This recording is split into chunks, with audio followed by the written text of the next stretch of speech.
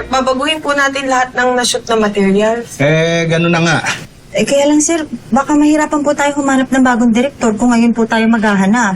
Hindi naman natin po pwede i-cancel tong shooting kasi di ba may deadline na tayo para i-release ng commercial. Actually, okay na meron tayong director. Oh? Si Roxy, kaya-kaya niya yun. Hindi, pero hindi lang ako. Co-directors kami ni Tito dito. Ako na yung kuning yung assistant. Kayang-kaya ko naman yung ginagawa nung kasama ni Direk Jess. Kaya may ginagawa niya? Yes, Direk.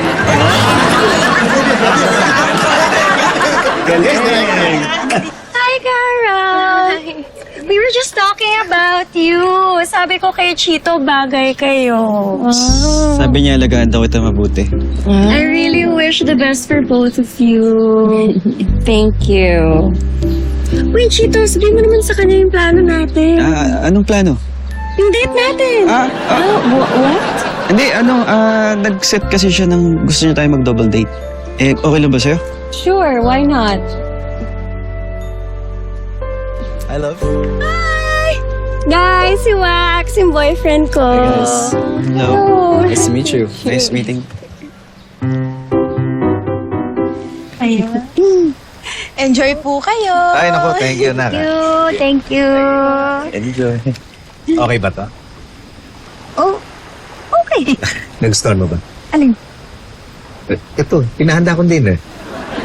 Ay, hindi. Ako ang nagpahanda nito sa kanila.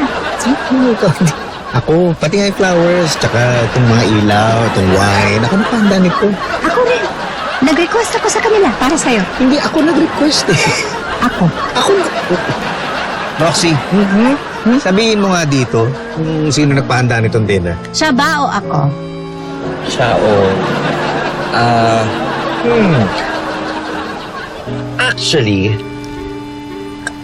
kayong dalawa po yung nag-isip nito.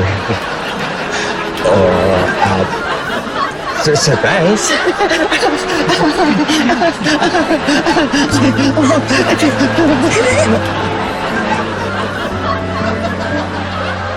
Ikaw ba? Ako. Hindi. Akala ko ako. Ako. Hindi ikaw na. Thank you.